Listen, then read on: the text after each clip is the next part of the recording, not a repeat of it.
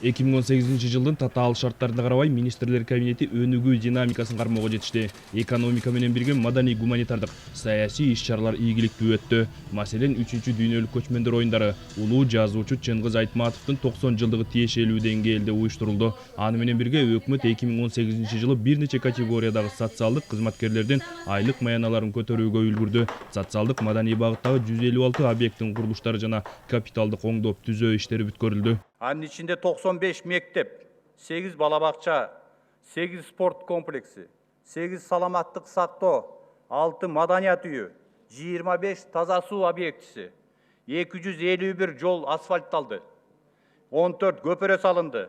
Таза сууда донорлор менен бирге 45 айыл, же болбосо 86,5 миң адамыбыз, жарандарыбыз таза суу менен камсыз болду. Өкмөт өлкөнүн социалдык экономикалык абалын жакшыртууга өзгөчө басым кылууда. Саясаттан оолак болуп чарбалык иштерге көңүл буруп жатат. Мектеп, балабакча, оорукана, таза суу, ирригация сыяктуу калк турмушуна зарыл болгон объектлерди курууну көбөйтүүдө. Аны менен бирге өлкөнүн тышкы карызын өстүрбөө боюнча саясатты да колго алды. Ички резервтерди натыйжалуу пайдаланып, ашыкча чыгашаларды кыскартуу менен тапкан каражаттарды туура бөлүштүрүүнү өздөштүрүп жатат. Тышкы карызда 2018 жылдан баштап алгачкы жолу туруктуу төмөндөө тенденциясы орун алды. Эгерде 2017 жылы ИДПга карата тышкы карыздын көлөмү 54% болсо, 2018 жылы 48%га кыскарган. Ал эми 2019 жылы 46,5%га чейин жеткирилет. Маселен, 2018 жылы мамлекеттик карызды тейлөөгө 23 миллиард сом жумшалган. Анын ичинде пайыздарды төлөөгө 7 миллиард сом бөлүнгөн. Карыздын негизги суммасын төлөөгө 17 миллиард сом каралып, тышкы карызга 8 миллиард сом чектелген. Ал эми ички карызга 8,4 миллиард сом белгиленген. Ошентип, мамлекеттик карыз 2017 жылга салыштырмалуу 65 миллион долларга же ички дүң өндүрүмгө карата 2,8%га кыскарган. Министрлер кабинетинин ишиндеги негизги жетишкендик катары 2018 жылдагы бир нече категориядагы социалдык чөйрөдөгү кызматкерлердин айлык акысы жогорулаганын айтсак болот. Анын ичинде маданият тармагында 11 мекеменин кызматкерлеринин маянасы 80%га көтөрүлдү. Илимий ишмердикти өнүктүрүү үчүн окумуштууларга ай сайын үстөк акынын өлчөмү белгиленди. Машыктыруучулардын айлык маяналарын көбөйтүү маселеси чечилди. Социалдык коргоо жагынан бирөөнүн кароосуна дайыма муктаж болгон майып жарандарыбызга персоналдуу ассистент, мунун ичинде эн аталары бар, же болбосо багып аткан адамдар бар. Азыраак болду, бирок ошентсе дагы 4900 сом азыр айлык алып атышат. Айлык маяна алып атышат. Бул өзүнүн баласын багып атабы, же башка бирөөлөрдү багып атабы, ошолорго айлык маяна чектеп берди. Өткөн жылдагы маяналардын жогорулашын улай эле ушул жылдын октябрь айынан тарта мугалимдердин айлыгы 30%га көбөйдү.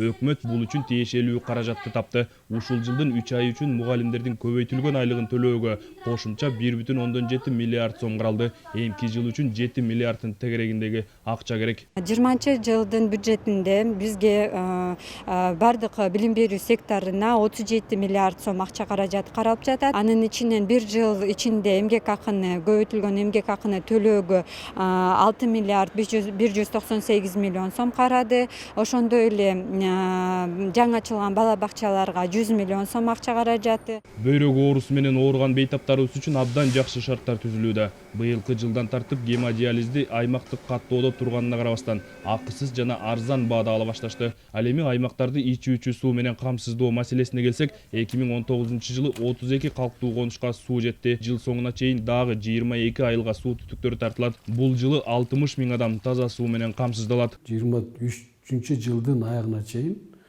бардык айылдарда таза суу маселеси чечилиш керек деп. Ошон үчүн азыр биз иштер жүрүп атат. Бир эле республика бюджеттен карабай отурбайбыз. Бизде бүгүнкү күнү донорлорубуз бар. 2012-2011 жылы бир эле донор болсо, Дүйнөлүк банк. Бүгүнкү күндө булардын саны 8-9га жетти. Быйылкы жылда ирригация тармагына да артыкчылыктуу көңүл бурулууда. Сугат жерлердин аянтын арттыруу максатында 14 объектте курулуш монтаждоо иштери, 10 суу чарба объектисинде долбоорлоо иштери жүрүп жатат. Алардын курулушу аяктаса 500 гектарга жакын жаңы жер өздөштүрүлүп, 1000 гектарга чукул аянттын суу менен камсыздоосу жакшыртылат. Жол маселеси да унутта калган жок. Экономикалык алдыга жылууга токтолсок, өкмөт бул жылга карата кум төрдү кошпогондо 4,5% өнүгүүгө жетүүнү максат кылган. 9 айдын жыйынтыктарына карата алынган маалыматтар жаман эмес. Өлкө экономикасынын ички дүң өндүрүмү 2018 жылга карата туруктуу өсүштү көрсөттү. Эгерде 2018 жылы ал 3,5%ды түзсө, 2019 жылдын 9 айынын жыйынтыгы боюнча 6,1%ды түзүп, ЯЭПтеги жакшы көрсөткүч болду. Белоруссия 1%, Россия 1,2%, Казакстан 4,3%, Кыргызстан 6,1%, ал эми Армения 6,8% өсүүгө жетишкен. Ушул жылдын 9 айынын жыйынтыгы боюнча экспорт 1,3 миллиард долларды түздү. Бул өткөн жылдын деңгээлинен 11,7%га жогору. Ошол эле маалда импорт 7,3%га төмөндөдү. Бул көрсөткүчтөр соода балансынын сальдосуна олуттуу таасир тийгизди. Соода балансынын тартыштыгы 15,8%га кыскарган. Өкмөт бул жылда казынадагы дефицитти белгиленген чектен төмөн кармап турууга жетишти. Азыр ИДПга карата дефициттин чени 1,7%ды түзүүдө. Бул көрсөткүчтү жыл аягына чейин дагы да төмөндөтүү боюнча иштер жүрөт. Ал эми экономисттер өкмөттүн таңкыстыкты мындай чекте кармап туруусун жетишкендик катары баалоого болот дешет. Стабилдүү саясат болсо, стабилдүү баягы экономика болот деген тукра сөз чынтыгында. Ушул азыркы жүрүп аткан саясатын өкмөт эмдиги жылда жүрүп ары карай жүргүзүп жүрүп отурса, мен ойлойм Кыргызстандын өзгөчө бизнеске жакшы шарттарды түзгөнгө, алардын жолун ачканга, жанагы жаштардын дагы өздөрүнчө бизнестер боюнча өздөрүнчө коомдук, өзүнчө контора түзүп атпайбы? Ушулардын баары улантып, мындай элди ойготуп ийсек, эл иштейин дегенде өзгөчө жаштар ак эткенде так атып турат. Акыркы 2 жылдан бери орто жана чакан бизнести өнүктүрүүгө, ишкерликти колдоого айрыкча көңүл бурулууда. Өлкөдөгү каржы мекемелери акчанын агымын аймактарга буруп, жеңилдетилген насыялар берилүүдө. Орус Кыргыз өнүктүрүү фонду, Кепилдик фонду, Айыл банк, РСК банк насыя саясатын жеңилдетти. Аткаруу бийлиги бизнестин алдыга жылуусуна шарт түзүүнүн аракетин көрүүдө. Ошол учурда мисалы үчүн ишкерлерди колдоо деп, коргоо деп жаатын алып караганда, мына бизнес омбудсмен институту ачылды. Ошол институтта дагы бизнес омбудсмен шайланып, азыр бүгүнкү күндө жаңы жумушун баштайт. Айыл чарбаны колдойбуз деп иш аракеттер жүрүп жатат. Айыл чарбанын багытында бүгүнкү күндө фонддор ачылып, 2 миллиард сомго жакын акча бөлүнүп, ошо айыл чарбадагы долбоорлорго бул аябай жакшы жашаган десек болот да. Бул нерсени биз эми айыл жерлериндеги фермерлерге туура жеткире билсек. Үстүбүздөгү жыл өлкө башчысынын жарлыгы менен аймактарды өнүктүрүү жана өлкөнү санариптештирүү жылы деп жарыяланган. Андыктан бул жылда электрондошуу саясатына басым жасалды. Мамлекеттик кызмат көрсөтүүлөр санариптирге өтүүдө. Мектепке, бала бакчага электрондук кезекке туруу тутуму ийгиликтүү ишке ашырылды. Түндүк инфоком өз ара документ алмашуу тутумдары иштеп жатат. Санариптешүүнүн негизги максаты калкты ашыкча кагаз чогултмай, кезерип кезекте турмай түйшүгүнөн арылтуу, жемкорлукту алдын алуу болуп саналат. Мындан улам алысты айыл кыштактарды да интернет менен камсыздоо жүрүп жатат.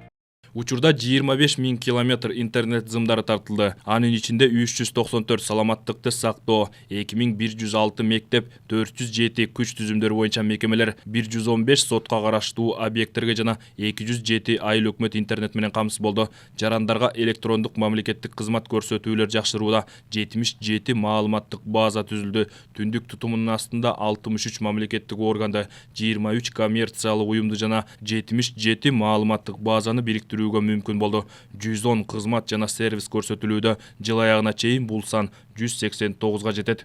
Санариптештирүүнүн дагы бир багыты быйылкы жылдагы эң чоң жетишкендик коопсуз шаар долбоору болду. Анын биринчи этабын ишке ашыруу аяктады. Натыйжада Бишкек жана Чүй облусунун жолдорунда авариялардын жана жаракат алгандардын саны 2 эсеге азайды. Камералар айдоочуларды, жөө жүргүнчүлөрдү тартипке чакырды. Коомдук кырдаалды көзөмөлдөп турууга мүмкүн болду. Кылмыштын бетин ыкчам ачууга шарт түзүлдү. Амантур Шерғазиев, Нуркамил Асанов, Ала Тоо 24, Жумагайрык.